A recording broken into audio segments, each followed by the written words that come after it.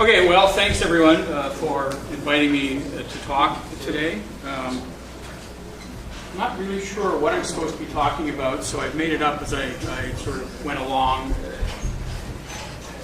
The title is University of Waterloo SuperPET Development, a view from the trenches. The trench being me. This is me, Trevor Grove. This is my email address, although I have to confess that I no longer work there. I retired a year ago, so I'm just, lounging about. My qualifications for talking today is I was one of the two authors of the structured basic chip for the Commodore PET, the little thing that we stuck on an EEPROM and provided more advanced programming facilities.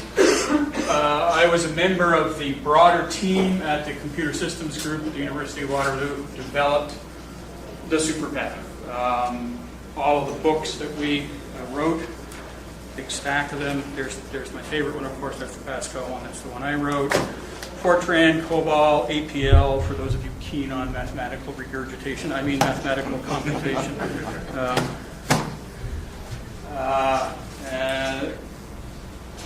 So I don't claim to be, a sole author. There were a group of, pushing 20 professional staff, developers, academics, researchers at the university. This would be, we first started working about 75, 76, so this work came along in 79 through 81. Right up front, I'm sort of speaking on behalf of the fledgling University of Waterloo Computer Museum that we're trying to start. Scott Campbell is the director. He's a faculty member in the CSTV, Center for Society, Technology and Values in engineering at Waterloo. And my other colleague, Lawrence Folland, is the chief cook and bottle washer. He's technical manager in the computer science IT group at Waterloo. And now you know who I am. Who am I talking to here? Who's anybody here? Well, first of all, is anybody here that went to U of W in the sort of 82 through 88, 89, 90 kind of? Perfect. So you guys know what I'm talking about. No. Before that? 69 to 70. Well, we'll get to your experience in a minute. People are otherwise, in the software, IT, software development, hardware enthusiasts, whatever. Yeah, okay, good enough. I'm just trying to judge who it is I'm talking to. So, the principal thesis of what I'm talking about today is how did we get from one of these, the ever popular 80-column punch card, notice the U of W logo on it, to this, which is that, in a span of 2.5 years, the development that we did at the university. And ultimately, beyond the SuperPET, to this thing, which is called a microwatt. This is that microwatt. Those of you who were at Ziggy's talk earlier from the York Computer Museum talked about the CPS-1 and Mod 8 computer. You noticed that it was a chassis-based, modular, came with slot-in cards for all sorts of things that you wanted to add. This design mirrors that, 5 years later. The interesting thing I observed, and I hadn't realized this until 3 hours ago, the principal designer of this was a fellow by the name of Jerry Christ, the late Jerry, who founded a company called Northern Digital, which still exists today. He was a co-op student at Bell or Northern Electric or some vaguely related company from about 68 through 73. So it's entirely possible that he was influenced by the design that we saw in that computer earlier this afternoon. That's something I'm going to have to look into. So, as I say, we went from classic punch card kind of mentality to desktops and clever things that we designed ourselves. So to put the context around this, I have to talk for a minute about what computing was like at the university and generally speaking in higher ed in those days. You had what we called cafeteria style computing, punch cards, big card reader, you lined up, you handed your cards to some dude who stuck them in a hopper, pressed go.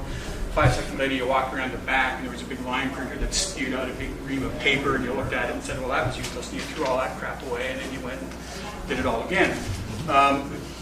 As you might imagine, the consumables, cards and paper, they don't grow on, well, actually, they do grow on trees. However, the cost of turning them from a tree into a card and a piece of paper is expensive. And in fact, in 1970, I think it was 1974, my boss, my super boss, who was Wes Graham, is a name that some of you from Waterloo may recognize. He's got a street named after him and all sorts of fun things.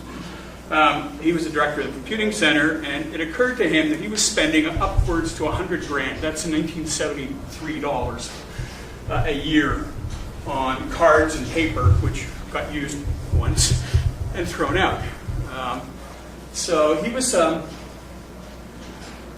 he may or may not have been Scottish, but he was thrifty. He said, this is really dumb. We need to find something better. And so there existed time-sharing systems in those days, but certainly not at an economy of scale that you could provide to thousands, or I wouldn't say tens of thousands, but many thousands of undergrad students. It was just not feasible. So he devised, and I was still a student in those days, but our research group devised a system where you take some dumb green screen terminals, Volker Craig, being a Waterloo company, was our favorite, but there were others around at the time. And then we bought one of the aforementioned PDP-11s and wrote a sort of a front-end computer system for it, which then submitted jobs off to the big mainframe. So we kind of replaced the card and printer with a green screen and a PDP-11. Fabulous. Saved on the consumables.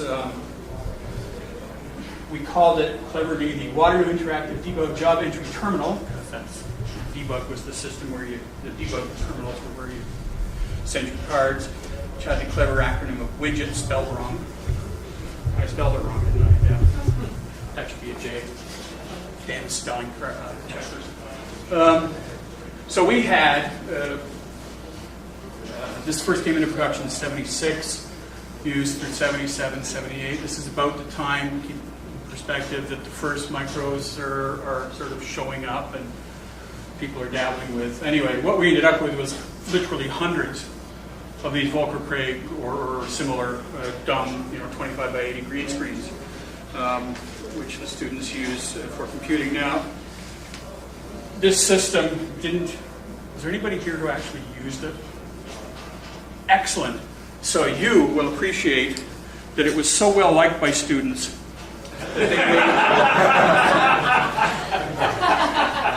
they made the ever popular Widget Sucks t-shirt. This is my personal t-shirt. There's no way it would actually fit in on me today, of which was the technology at the time for 600.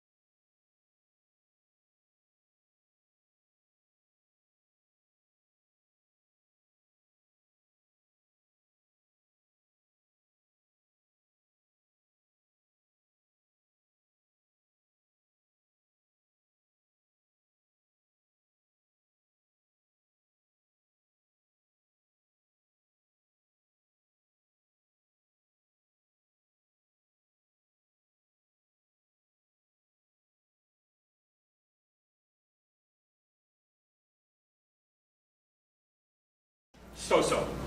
9600 baud takes a long time to deliver software. Now, having said that, we'll flip back to it in a second, but when you boot the SuperPET and it comes up and says you want APL Basic Fortran, Pascal, the assembler development system, the text editor, or the machine monitor, all of those things together all fit onto a single 500K byte diskette, single-sided, single density, one of them. So while it wasn't a ton of stuff you needed to do a network boot, it was enough. 9600 baud, it was a little bit painful. If we'd had high-speed networking, even the glimmer of high-speed networking at the time, it would be a completely different story. One of the reasons that we wanted to do that is we didn't want to have to, remember we're thrifty, right? Why should we be, we've already figured out a way to get rid of the monitor in building this thing. Why should we now be, spending money on disks when we don't really need them? So, this was designed to be, an enterprise class, cheap as we could make it, but still deliver the goods in the student environment. When this thing booted, over the serial line, there was a formal protocol that it used to acquire and do transfers and stuff like that. That protocol is called HostCom, HostCM, and that's that's a story for another day. It's an interesting thing in itself. It's kind of like a combination of an FTP package and a remote procedure call package all rolled into one with a proprietary protocol. If we were doing this today, we would use standard protocols. However, in 1980, 1981, no such things existed. We sort of heard of TCP. It certainly wasn't the standard on the ARPA internet at the time. There were other protocols that were actually forming the backbone of the internet, but they were just, we thought this was, if you thought this was weird, trying to use some fancy networking protocol where the network interface itself would have been $1,000. That just wasn't going to happen in those days. So, what did we end up with? Goals, in our educational environment: 1 computer per person.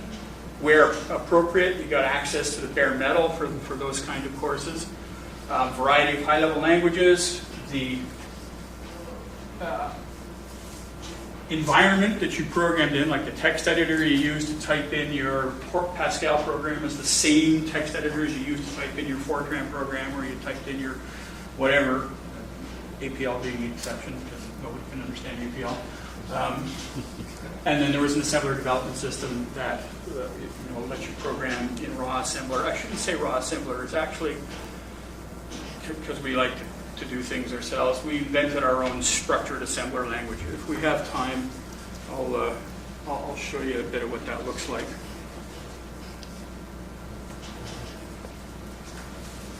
Once again, specific set of goals in developing these languages, the high-level languages. Teaching and development, not production code. They were interpreted, not compiled. Did that mean they were slow? Yes. I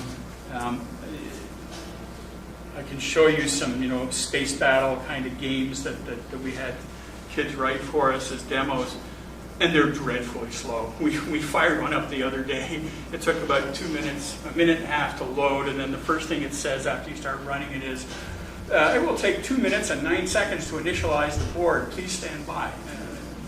Were they accurate? Yeah, it was 2 minutes and 9 seconds. Some poor high school student, I'm sure, in 1981 was sitting there with a stopwatch loading and starting this program about 10 or 15 times in order to come up with the average time.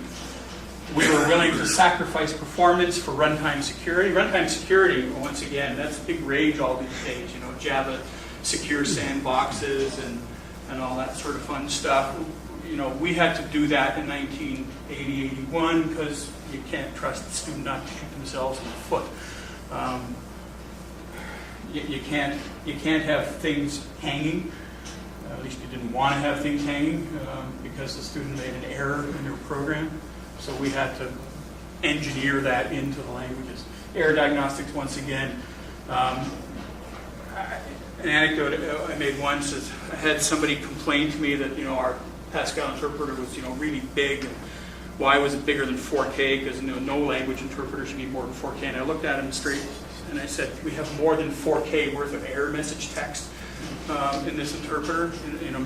But that was our design goal. That's what we wanted to do.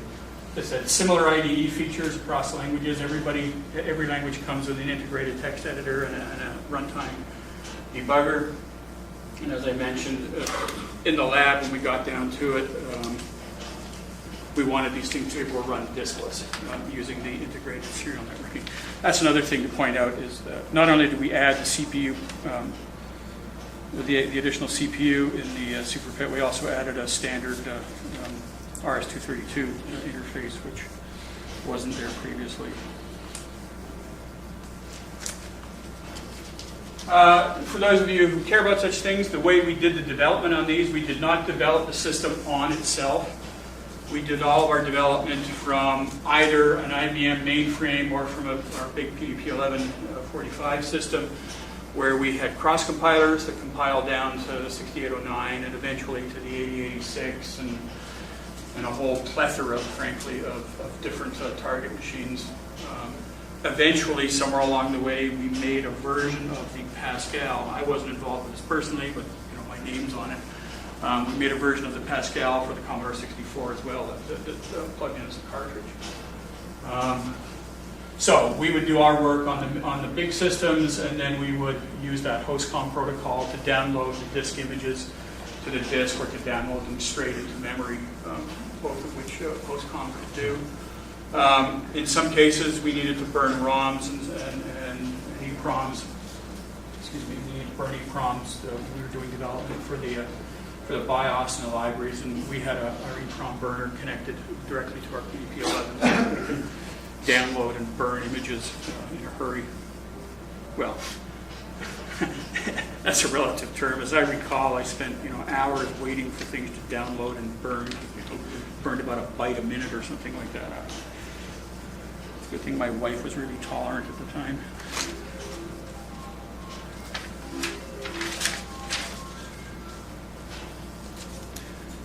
So eventually, October 81 was when the IBM PC was announced, and that turned out to be the beginning of the end. Commodore, I don't want to say they lost interest, but they had bigger fish to fry. The number I was recounting to Lawrence earlier was how many of these things did they sell? In the order of 10,000. Might have been 9, might have been 11, something like that total in the 18 months to 2 years that it was predominant. Towards the end of that period, when the Big 20 came out, they were shipping 9,000 a day. Which is why when you look out there, there's Big 20s and C64s all over the place and not so many of these things. I think the only reason that we see these around here at all is because they came from 75 kilometers down the road. At the university, although we had a tremendous amount invested in these, let's just say, remember our goal, we're educators, we're interested in delivering stuff into the classroom on behalf of students. PCs come along, that's a platform we can't ignore, so we ported all of the same stuff to the PC where it got marketed under the Watcom name. Those of you who remember icons, when they came along, we ported the same stuff to the icon. We're trying to get Unix, which it's interesting. When I was preparing for this talk, I read some articles about Unix that were quite negative, actually, about the machine. As I recall, it was a brilliant machine. It was way ahead of its time. It just didn't ever get the market share to let it, gather the steam in the market that it wanted. But it was an interesting effort. Okay.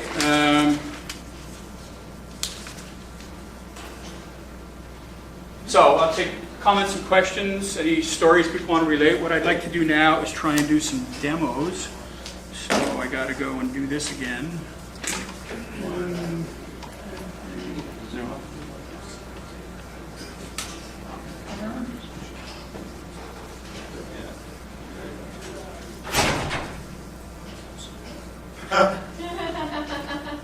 That's pretty good. That's pretty good.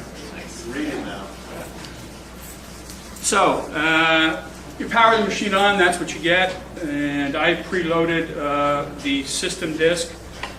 So all I need to do is say P for Pascal, because Pascal is my favorite. And we were having some trouble with this earlier, so I can't see it. Where's the power? He needs power. You're getting a low battery here. I don't know whose that is. It's not me. It says it's going to die. That's What do not you? that. It's not the Mac. Oh. It's the phone. Oh, it's the phone. It's always sending a message to this. Okay, so Oh, that's okay. what's connected to the display. So there we go. Yay. So this is now the integrated text editor.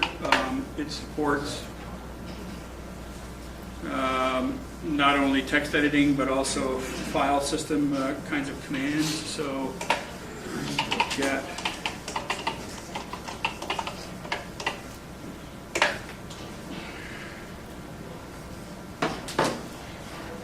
there is the ever popular Hello World program as rendered in Pascal, which I can run. And it says Hello World, and then it stops. Oh, wait a minute. You're not seeing. There you go. There you go. Thank you.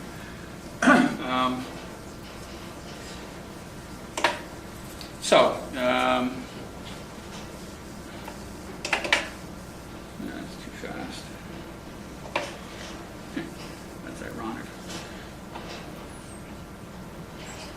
What can we do? Start the starter.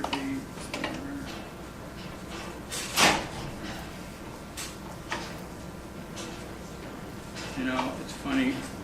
I helped write this editor, but I still can't type any better than I could back then.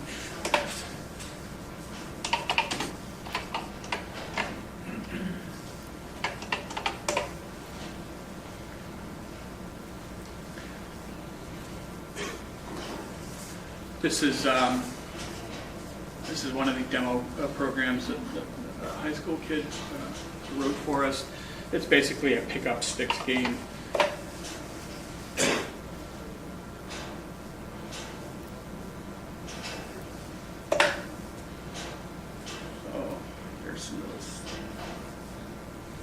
There's some little sticks, and then I say I want to pick up 3 sticks. And it picks up 3, and then it decides to take 3, and then I'm going to take 2, and it's going to take 2, and I'm going to lose. Yeah, you know, sucks to be me. So, I mean, you know, you can write real programs with it. Time being what it is, I won't go through much more of this. Yeah, thank you very much. No, great. Buy, quit.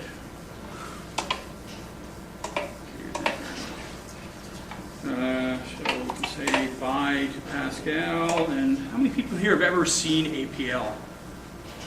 Okay, you're in for a treat if you haven't.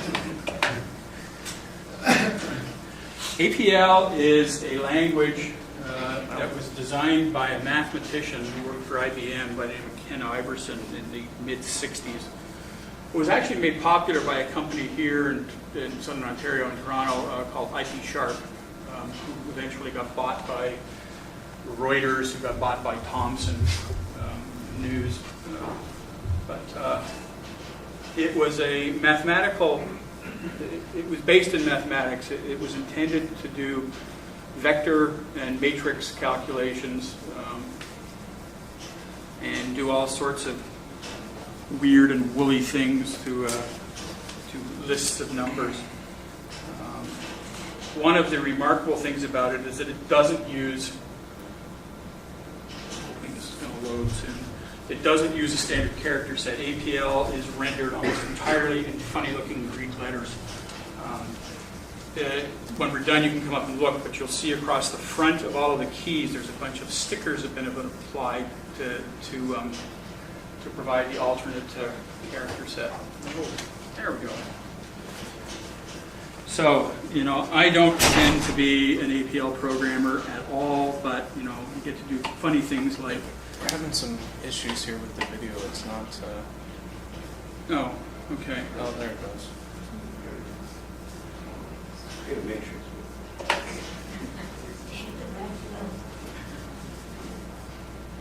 No, you're not getting it.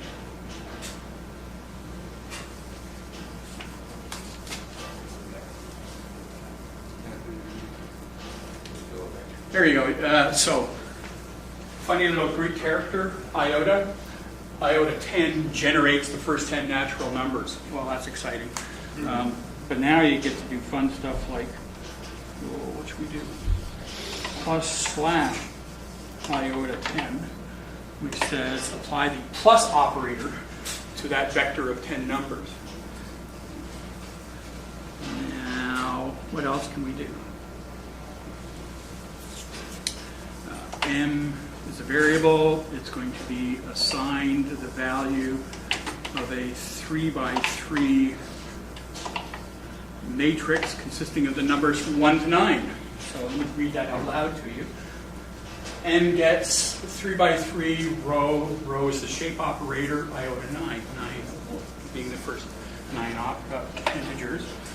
And then you get to see what M is. And, it's a matrix. Extremely powerful. The people who use this, to a great degree, it was pretty much a professional requirement for anybody who was a statistician or an actuarial scientist. Waterloo has a very strong actuarial science department, and it was like standard. Everybody in AXI, second year, they took an APL programming course because this is the kind of thing that actuaries live and die by, is crunching numbers.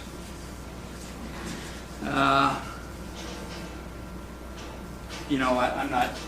If you're interested in playing with it, we can load it up later for you to look at. But no, God.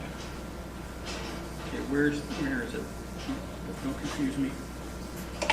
There we go. Anyway, we could go through. I've got all of the. We lost the video again. There we go. I've got all of these languages available to me here, including the assembler development language. It's you can write real programs with it. Oh God, what have I done? The assembler was at 68. Okay, just the power for them. I thought you might be interested. For those, how many people are assembler language programmers? All right, let me see if I can find it here. Is that 6809 something? No, this is actually going to be 6502 assembler. This is part of the code that I developed for the. I can find it for the structured basic chip. There we go.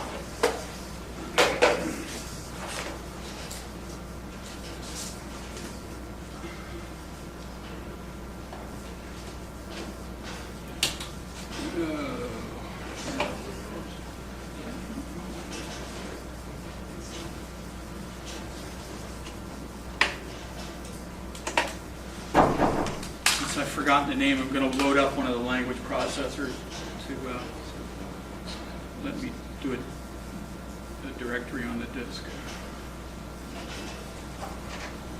That's why this is taking so long. This was the state of the art. Yeah. In high school, I remember learning Pascal. Yep. On a PET. Yeah. Would it have been a It would have been this. If it was a PET, it was Pascal. Well, I shouldn't say that. That's somewhat hubristic of me. To my knowledge, nobody else made a Pascal for the PET. That doesn't mean that there wasn't. Ontario? It was out there? Then it was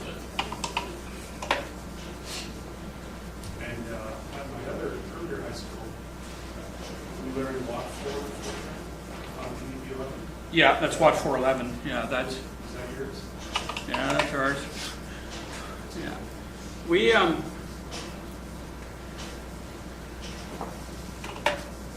thank you very much.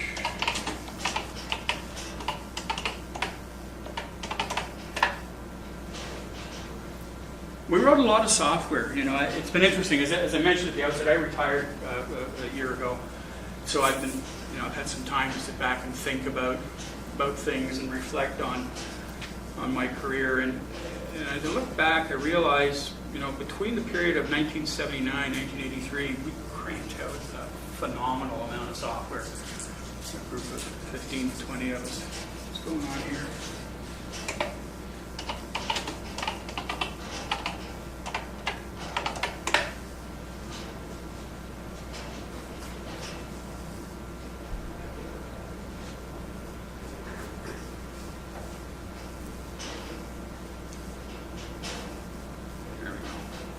So this doesn't run. This is 65-bit to assembler, but I just thought I'd bring this up to show you what we did to assembler language, where we, because this is all cross assembled from a PDP-11 mostly. So we would introduce high-level macros into our assembler language to let us use the kind of structured programming that we were such strong advocates of in the day.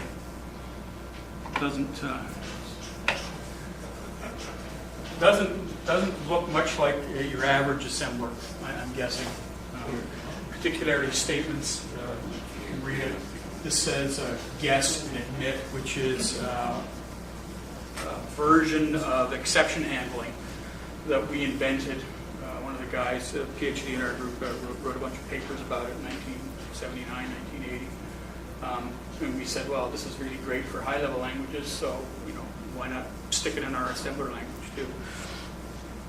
This particular piece of code was what I used to do checksum verification of the chips. After I brought them down and burned them, I needed to make sure that they transferred correctly because FTP hadn't been invented. So I wrote a checksum program to take the chip image and make sure that it lined up correctly.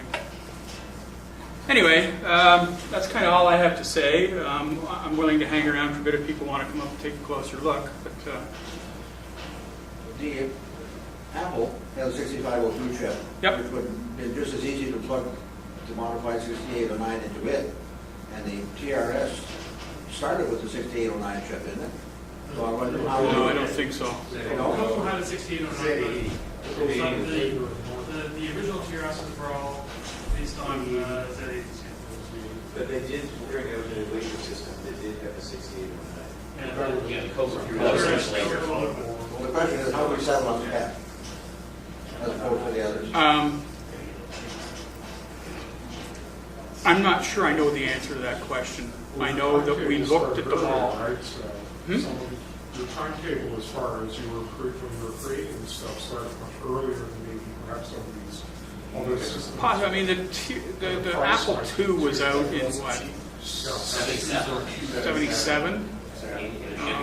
I forget what was it based on. It was an 80. 65. Was it? Yeah, so I don't actually know why.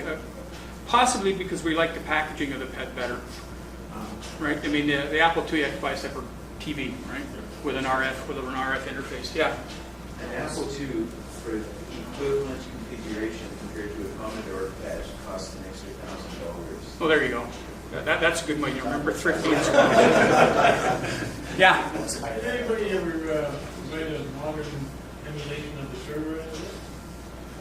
There's a fellow out in Vancouver who was an undergrad, lived through all this stuff in the early to mid 80s, who, it's one of those embarrassing things, we can't find any of the original documentation or source code for HostCom. So he's actually reverse engineered it with our blessing.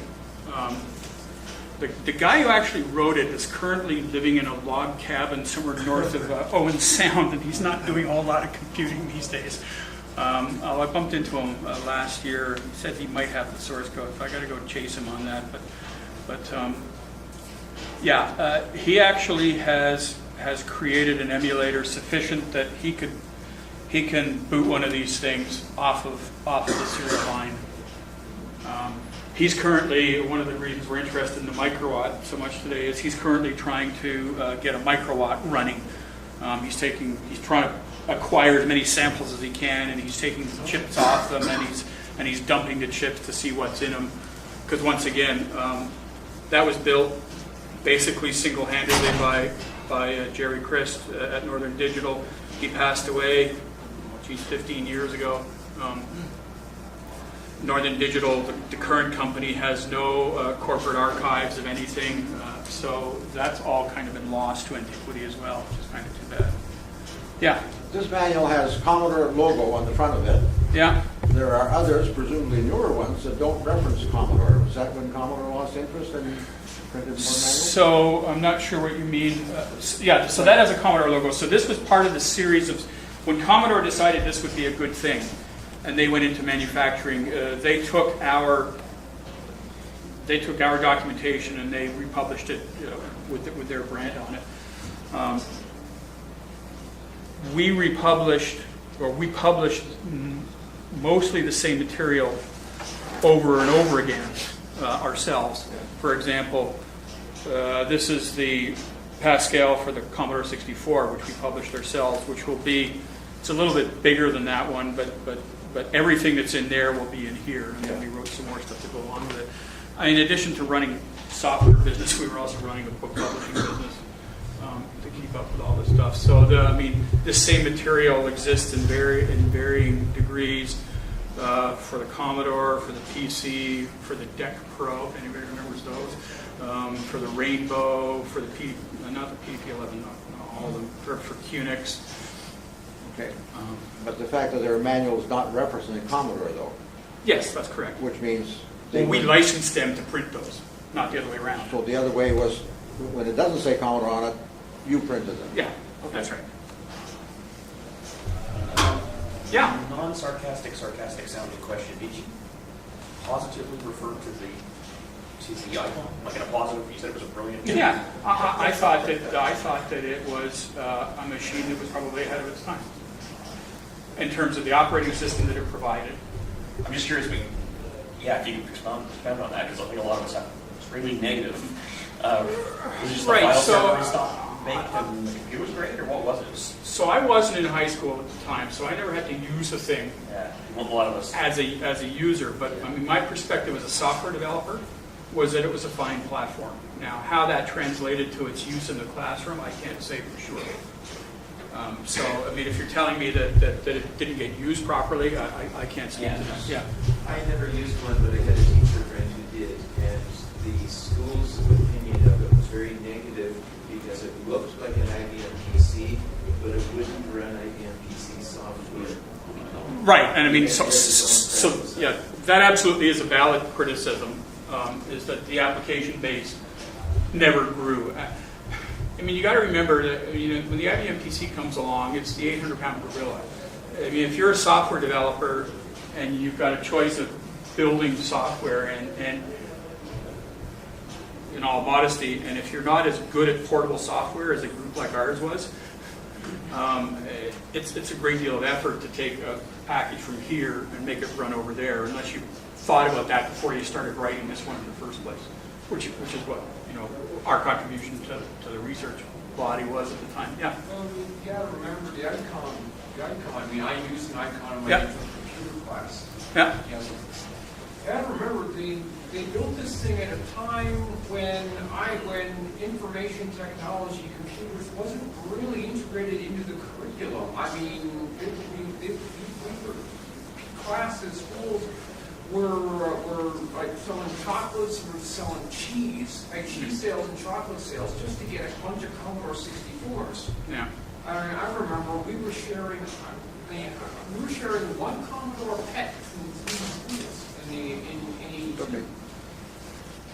Yeah. The whole point was, to get one kind of standard computer for a whole bunch of schools. Yeah, and as I said, yeah.